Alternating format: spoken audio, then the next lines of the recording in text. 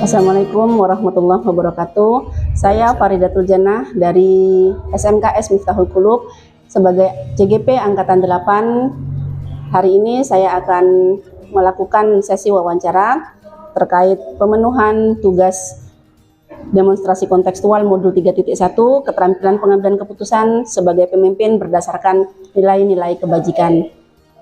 Assalamualaikum warahmatullahi wabarakatuh, Bapak Hadi. Waalaikumsalam warahmatullahi wabarakatuh, Bida. Terima kasih atas waktunya.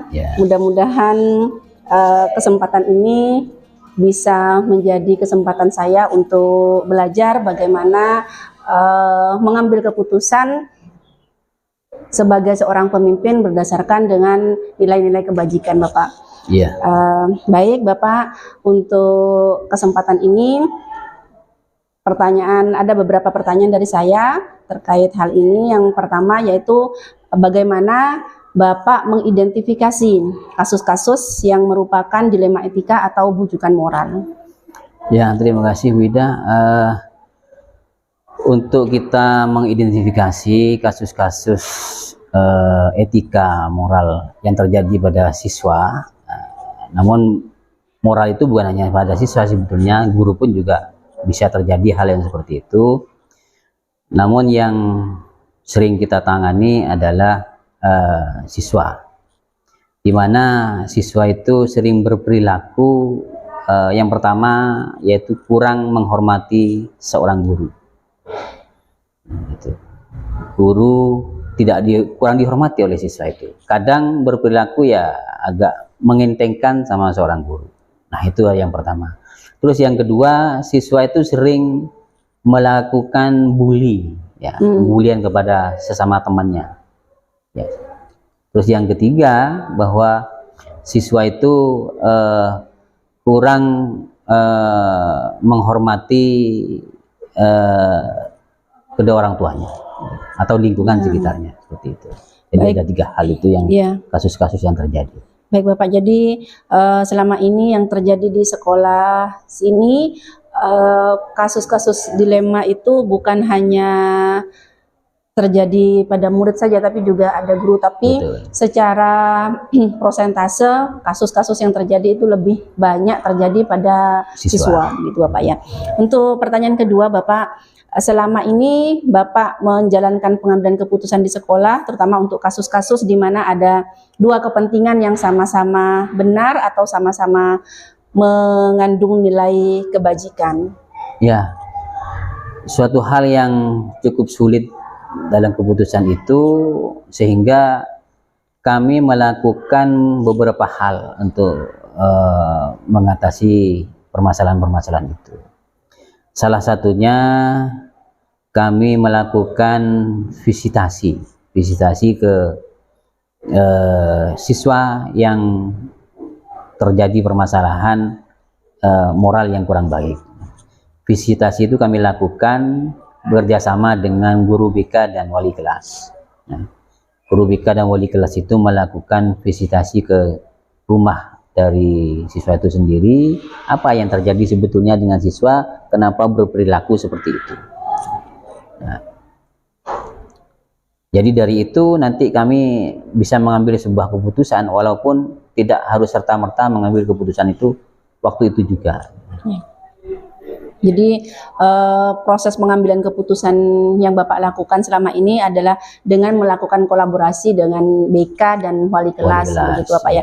Termasuk di dalamnya juga orang tua, Bapak, karena melaksanakan visitasi tersebut. Artinya kan kita juga harus ada kolaborasi dengan orang tua siswa yang terkait, begitu Bapak ya. Baik, Bapak, melanjutkan pertanyaan yang ketiga, yaitu langkah-langkah atau prosedur apa yang biasa Bapak lakukan selama ini? Ya, seperti yang saya sampaikan tadi, kami mengutus atau meminta bantuan kepada guru BK dan wali kelas untuk visitasi ke rumah dari orang tua siswa. Baru setelah itu dilakukan pemanggilan terhadap orang tuanya, dipertemukan dengan siswa itu sendiri. Itu prosesnya. Selanjutnya kami lakukan proses-proses yang lain untuk bisa mendapatkan data yang lebih konkret, yang lebih akurat, apa sih yang menyebabkan siswa itu berperilaku seperti itu. Kalau nanti sudah ada titik terang, oh ternyata akibat dari orang tua yang katakanlah orang tuanya pisah, antara bapak ibunya pisah. Nah, itu bisa kita jadikan sebagai referensi. Jadi langkah-langkah atau prosedur yang selama ini Bapak lakukan adalah melakukan koordinasi begitu Bapak ya. Tidak langsung memutuskan permasalahan yang ada, membuat keputusan, tapi melakukan koordinasi dulu, baru kita mencari tahu akar permasalahannya seperti apa dan baru membuat keputusan setelah ketemu titik titik intinya dari permasalahan tersebut begitu Bapak ya. Untuk pertanyaan berikutnya, apakah ada hal-hal yang selama ini Bapak anggap efektif dalam pengambilan keputusan pada kasus-kasus dilema etika? Yang kami lakukan selama ini, dari kasus siswa yang sering melakukan katakanlah berperilaku tidak sopan terhadap guru, bahkan mungkin kadang membuli temannya, ya. Yang dianggap efektif bagi kami yaitu yang pertama itu kami lakukan visitasi dulu, ya. Visitasi itu bukan hanya 1-2 kali, bahkan bisa lebih dari 3 kali kami lakukan. Ya, kalau memang permasalahannya cukup kompleks. Tapi kalau permasalahannya tidak begitu kompleks, 1-2 kali sudah selesai.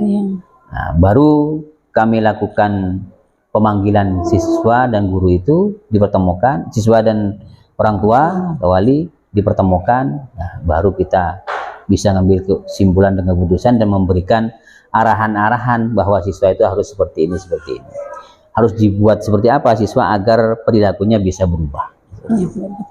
Jadi kesimpulan dari pertanyaan keempat ini adalah Bapak perlu melakukan koordinasi dan visitasi. Artinya dalam prosedur ini Bapak sudah melakukan kolaborasi antara pihak-pihak terkait begitu Bapak ya untuk penyelesaian suatu masalah. Terus hal-hal apa saja yang selama ini merupakan tantangan dalam pengambilan keputusan pada kasus-kasus dilema etika? Yang selama ini menjadi tantangan kami pihak sekolah, jika orang tua itu tidak memberikan feedback yang baik pada kami. Jadi katakanlah orang tua itu apatis, ya. Anggap tidak mau tahu dengan tingkah laku anaknya. Itu yang sangat sulit. Berarti orang tua itu sudah ya tidak sesuai dengan norma sebagai orang tua, sebagai pendidik seperti itu. Nah, itu sebagai tantangan yang paling sulit untuk kami lakukan kalau sudah seperti itu. Sehingga siswa itu memang harus betul-betul kita ayomi bagaimana dia lebih baik, tidak melenceng dari norma-norma agama, norma-norma kehidupan yang ada. Jadi selama ini tantangannya adalah kurangnya komunikasi dari orang tua begitu, atau respon yang kurang bagus dari orang tua begitu Bapak ya. Dan apakah Bapak memiliki sebuah tata cara atau jadwal tertentu begitu untuk sebuah penyelesaian kasus dilema etika yang terjadi di sekolah ini, atau apakah Bapak bisa menyelesaikan langsung di tempat pada saat itu juga? Ya, kami tidak bisa melakukan keputusan serta-merta waktu itu juga. Kami lakukan jadwal penyelesaian masalah. Kami libatkan itu guru BK dengan wali kelas. Divisitasi sampai berkali-kali. Kalau tidak begitu ruwet permasalahannya, 1-2 kali selesai. Dan baru setelah itu kalau tidak begitu membutuhkan pemikiran dari guru yang lain, waktu itu juga sudah bisa diputuskan. Tapi kalau masih membutuhkan pertimbangan dari guru-guru, kami juga musyawarahkan kepada dewan guru untuk memberikan masukan apa yang harus kami lakukan, apa yang harus kita lakukan terhadap siswa tersebut. Jadi intinya adalah menyesuaikan dengan berat atau ringannya kasus Ringannya begitu kasus, Bapak ya. Misalkan kasusnya memang butuh koordinasi dan penyelesaian yang baik, mungkin penjadwalan dalam penyelesaian kasus tersebut bisa agak lama. Agak Tapi lama. misalkan kasusnya hanya sebatas ringan saja, itu bisa segera diselesaikan begitu Bapak ya. Betul, ya. Baik Bapak, untuk pertanyaan berikutnya, apakah ada seseorang atau faktor-faktor apa yang selama ini mempermudah atau membantu Bapak dalam pengambilan keputusan? Kalau secara pribadi, orang per orang, di sekolah kami di SMK Metro Gulup itu tidak ada. Kami kolaborasi, ya, koordinasi dari setiap pemangku jabatan, dari PK, dari wali kelas, dari Kaprop, dari guru. Semua guru itu kami ajak untuk komunikasi, untuk koordinasi apabila ada hal-hal yang menyangkut dengan kelangsungan anak didik kita. Kami lakukan seperti itu. Jadi faktor-faktor yang selama ini mempermudah Bapak dalam mengambil keputusan itu adalah adanya kolaborasi antar warga sekolah, ya, begitu Bapak ya. Betul. Luar biasa sekali nih Bapak. Dan untuk pertanyaan terakhir Bapak dari saya, dari semua hal yang sudah Bapak sampaikan ini, pembelajaran yang dapat Bapak petik dalam pengalaman Bapak untuk mengambil keputusan dilema etika itu seperti apa? Pelajaran yang sangat penting bagi saya, ya, itu adalah kita sebagai seorang pendidik, seorang manajerial, ya, harus mempunyai rasa kasih sayang, karena yang kita hadapi adalah siswa yang perlu kita arahkan. Kalau diibaratkan tanaman, mereka masih remaja dan masih bisa dibelokkan dan masih bisa didesain seperti apa oleh kita. Namun hasil akhirnya Allah yang menentukan, ya. Cuma kita sebagai manusia mohon kepada ridha Allah untuk mempunyai rasa kasih sayang yang tinggi. Bagaimana mengayomi semua warga sekolah, termasuk yang khususnya siswa kita. Bagaimana siswa kita itu betul-betul sesuai dengan harapan semua, dari dewan guru, wali murid, bahkan dari masyarakat sekitar. Ya. Baik Bapak, jadi kesimpulan saya pada sesi ini adalah bahwasanya setiap permasalahan itu harus diselesaikan dengan kasih sayang, dan setiap permasalahan yang dilakukan oleh siswa itu dibina dengan hati, sehingga kita bisa menuntun siswa itu sesuai dengan kodratnya, begitu Bapak ya. Terima kasih banyak atas waktunya. Mudah-mudahan sesi ini menjadi sebuah pembelajaran baik bagi saya pribadi, bagaimana saya mengelola diri saya begitu sebagai seorang guru untuk mengambil keputusan ketika di kelas saya itu ada permasalahan-permasalahan, dan doa saya mudah-mudahan sekolah ini bisa menjadi jauh lebih baik begitu. Amin. Bapak dan semua keluarga besar di sini bisa diberikan kesempatan dan semangat yang luar biasa untuk terus memajukan sekolah Miftahul Qulub. Terima kasih, kurang lebihnya saya mohon maaf. Assalamualaikum warahmatullahi wabarakatuh. Waalaikumsalam warahmatullahi wabarakatuh.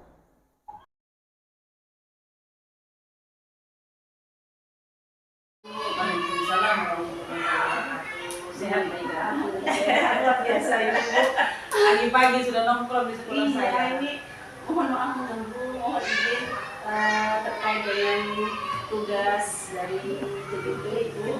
Saya sebagai TDP Angkatan 8 Kabupaten Pamekasan ini mendapatkan tugas untuk melakukan wawancara dari dua kepala sekolah, dan salah satu diantaranya Ibu Rohani sebagai kepala sekolah TK itu Adibrahim Ibu.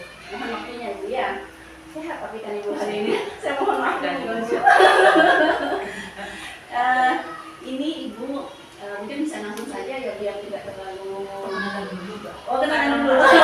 Begitu ya. Boleh Ibu. Bismillahirrahmanirrahim. Assalamualaikum warahmatullahi wabarakatuh. Nama saya Rohani Wida, dan saya salah satu kepala TK IT Adibrahim di Kecamatan Pamekasan, dan saya selama ini fokus di pendidikan, khususnya jenjang pendidikan anak usia.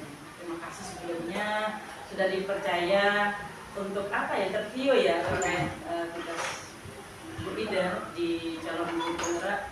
Sukses, mudah-mudahan tugas-tugasnya bisa selesai sampai nanti panen. Monggo apa yang bisa saya bantu? Terima kasih banyak Ibu. Begini Ibu, dari sekian perjalanan saya dari GDP ini, sekarang saya sudah sampai pada modul 3.1 di mana saya perlu belajar Ibu bagaimana teknik pengambilan keputusan berdasarkan nilai-nilai kebajikan. Pertanyaan saya untuk Ibu, selama ini bagaimana Ibu dapat mengidentifikasi kasus-kasus yang merupakan dilema etika atau bukan moral? Terima kasih, ini pertanyaan pagi-pagi ya.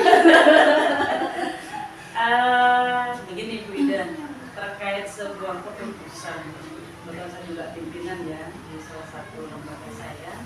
Berbicara dalam keputusan, sekali lagi itu tidak bisa diputuskan dengan sendiri. Saya punya dewan guru, saya punya wali murid, saya punya komite, dan saya punya yayasan, dan saya punya pengawas, polri, dan semuanya ini harus dilibatkan. Tergantung kita mengidentifikasi kasusnya sebesar apa. Kalau kasusnya itu kategorinya bisa ditangani atau diatasi atau diselesaikan dengan tingkat lembaga, tentunya saya menyelesaikannya dengan mudah. Ketika dengan guru itu belum selesai, maka ada komite. Kita duduk bersama, kita komunikasikan bersama terkait kasus-kasus yang memang terjadi di lembaga.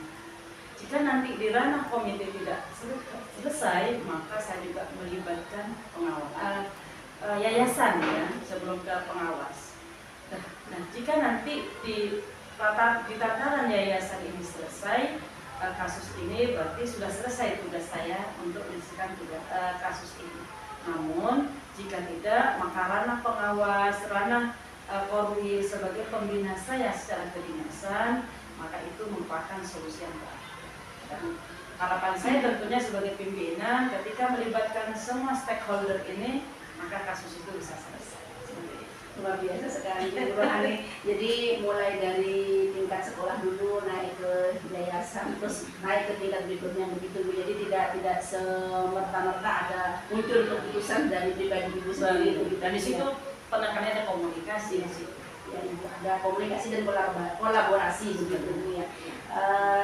Luar biasa sekali Ibu. Ini mau melanjutkan dengan pertanyaan yang kedua.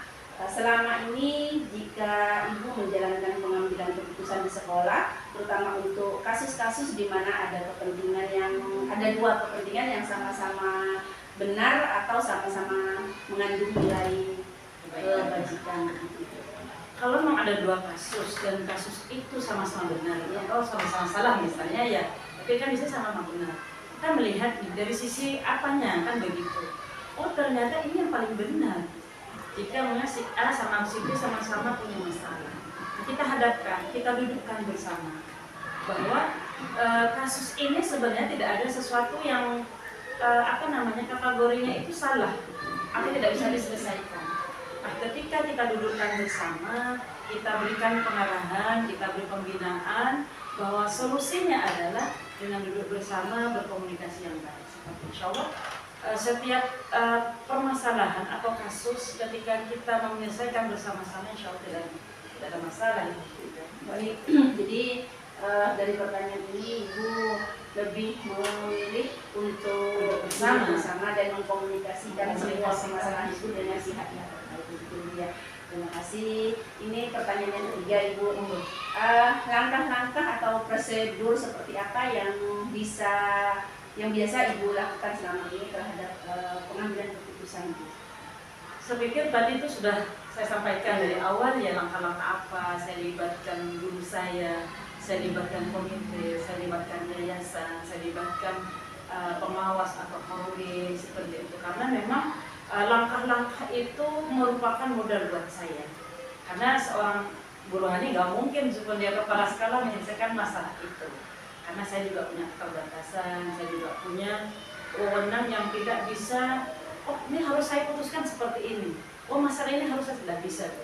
Nah ketika semuanya saya rangkul, itu menjadi sebuah langkah besar buat saya dalam menyelesaikan kasus-kasus atau permasalahan. Terima kasih Ibu. Jika hal-hal yang Ibu anggap efektif dalam pengambilan keputusan itu, jika ada satu kasus begitu, jika ada satu kasus dan langkah-langkah efektif apa yang biasanya Ibu lakukan? Yang menguatkan komunikasi menurut saya, Ya. karena dengan komunikasi itu bisa dipahamkan orang itu seperti itu. Karena ketika komunikasi itu tidak bisa disambungkan, maka saya yakin itu masalah tidak akan selesai. Seperti itu mungkin. Lebih menguatkan komunikasi. Jadi intinya lebih menekankan pada komunikasi sehingga apapun permasalahannya bisa selesai. Gitu Ibu. Baik Ibu, untuk tantangan dalam pengambilan keputusan yang pernah ada dan sudah diselesaikan oleh Ibu selama ini apa Ibu? Tantangan yang ada ya mungkin kalau tadi saya mengatakan kita harus menguatkan komunikasi, akan menjadi tantangan ketika komunikasi tidak berjalan. Akan menjadi tantangan ketika stakeholder ini tidak bisa bekerja sama dengan saya. Akan menjadi tantangan jika kedua belah pihak tidak bisa sama-sama memahami. Itu yang menjadi tantangan buat saya sekarang. Tapi alhamdulillah selama ini karena saya melibatkan semuanya, kan nggak mungkin kita nggak menghadapi suatu masalah, kan begitu. Dan alhamdulillah semua masalah itu lebih membuat kita lebih dewasa, lebih bijak, lebih bisa berhati-hati dalam melakukan sebuah keputusan. Menurut saya seperti itu kalau saya pengalaman seperti itu. Terima kasih Ibu yang jawabannya. Wah, belajar Ibu Ida. Jadi dalam setiap permasalahan, tantangan terberatnya itu yang menyelesaikan permasalahan itu dengan efektif gitu dan harus dikomunikasikan dengan baik intinya seperti itu. Mungkin Ibu punya tata cara atau jadwal tertentu dalam penyelesaian kasus di jemaah kita, Ibu? Terkait jadwal saya tergantung ya, kasus itu serba besarnya. Biasanya saya melibatkan beberapa tim di situ ya. Jika itu kasusnya tidak begitu besar ya tadi seperti yang katakan di awal, mungkin saya selesaikannya dengan saya dan guru seperti itu. Tapi kalau memang itu tidak terlalu besar, biasanya saya tidak menjadwalkan secara kontinu. Artinya kalau itu memang selesai ya sudah saya anggap selesai. Tapi kalau tidak, biasanya saya tunda kali 1 minggu bisa enggak, 1 bulan bisa enggak seperti itu. Nah, itu mungkin kalau langkah-langkah saya. Jadi harus ada tenggang waktunya. Tenggang waktunya, karena nggak mungkin sehari. Tergantung kasus besarnya seperti apa. Mungkin tidak mungkin permasalahan itu juga dibiarkan berlarut-larut. Jadi harus punya takut galaunya sih. Mungkin dari sekian lama dan sekian banyaknya permasalahan-permasalahan yang pernah Ibu selesaikan, apakah ada orang atau faktor-faktor lain yang selama ini mempermudah atau membantu Ibu dalam pengambilan keputusan? Faktor-faktor atau orang-orang yang selama ini terlibat, ya guru saya mungkin ya, karena guru saya setiap hari bersama saya seperti itu. Karena buat saya guru itu adalah mitra. Guru itu adalah partner saya, guru itu juga, karena mungkin saya yang paling tua ya, paling sepuh, jadi ada anak saya. Tapi dalam hal ini saya ketika di sebuah lembaga atau ketika saya ada di lembaga, saya mungkin posisinya sebagai pimpinan. Tapi ketika di luar lembaga mungkin saya sebagai saudara, sahabat seperti itu. Nah itu mungkin menjadi faktor pendukung saya yang menguatkan saya dalam menjalankan hal itu. Kedua yaitu komite tadi. Komite ini juga mitra, partner, program-program sebagus apapun kalau tidak didukung oleh komite atau oleh itu juga nggak akan sukses. Demikian juga dengan yayasan seperti itu. Kaitannya kalau pengawas dan komite lebih ke pembinaan. Jadi mungkin arahan dan binaan itu mungkin seperti itu. Jadi faktor utama adalah guru. Menurut saya guru beda. Karena yang selama ini bersama saya adalah guru setiap hari di lembaga dan paling Ini apa ya Bu ya, kalau menilik dari jawaban Ibu, rasanya apa ya, di sekolah ada di sebuah lembaga, tapi kalau boleh saya menyimpulkan seperti keluarga begitu ya. Jadi keterkaitan antara kepala sekolah, guru, secara lembaga ini memang pimpinan dan bawahan begitu. Tapi di luar itu adalah sebuah keluarga begitu ya, di mana satu dengan yang lain itu harus kokoh, harus saling menguatkan begitu ya, agar apapun itu program-program di lembaga ini juga bisa berjalan. Maka badai itu akan cepat berlalu. Ya. Maka senyum yang akan kita dapatkan. Alhamdulillah, luar biasa ini. Kalau kita larut-larutkan, kita tunda-tunda, masalah nggak akan selesai. Baik, ini pertanyaan terakhir Ibu Oh, ya. Dari semua hal yang sudah disampaikan oleh Ibu Rohani sebagai kepala sekolah di lembaga ini, pembelajaran apa yang dapat Ibu petik dari pengalaman-pengalaman Ibu selama pengambilan keputusan ini, Ibu? Terima kasih. Ini mungkin pertanyaan yang membuat saya sering ditanya sama orang. Gitu ya. Sekali lagi tidak ada kita itu menghadapi pasti mengalami sebuah masalah. Tapi bagaimana kita mengalami masalah itu, menyikapi masalah itu dengan dewasa, menjadikan kita lebih, tadi saya katakan lebih bijak, lebih berhati-hati itu modalnya. Karena dengan berhati-hati, ya saya kadang begini juga. Setiap masalah saya bertanya kepada diri saya, apakah keputusan saya ini salah? Apa yang saya ambil ini adalah salah? Nah dari situ saya berpikir kehati-hatian itu penting. Karena nanti Bu Ida kalau akan menjadi Bu Ida akan merasakan bagaimana menjadi seorang pemimpin. Karena tidak hanya satu fokus yang akan kita, tapi semua fokus itu menjadi pemikiran kita. Maka di situ kalau saya lebih kepada kehati-hatian. Ketika kita berhati-hati mengambil keputusan, memberikan keputusan, maka di situ kita akan selamatkan. Terima kasih banyak nih Ibu. Mudah-mudahan pembicaraan kita pagi hari ini bisa menjadi satu ibrah buat saya. Saya begitu apa yang baik dari saya, dari Adi Bro, monggo diambil, yang nggak baik jangan begitu. Sesuatu itu keluar dari tadi ini semuanya bagus begitu. Dan ini menjadi momen saya untuk belajar lebih baik. Amin, mudah-mudahan sukses, Bu Ida CGP-nya sukses sampai panen raya. Amin, amin. Terima kasih banyak. Terima kasih atas waktunya. Mohon izin pamit. Assalamualaikum warahmatullahi wabarakatuh. Waalaikumsalam warahmatullahi wabarakatuh.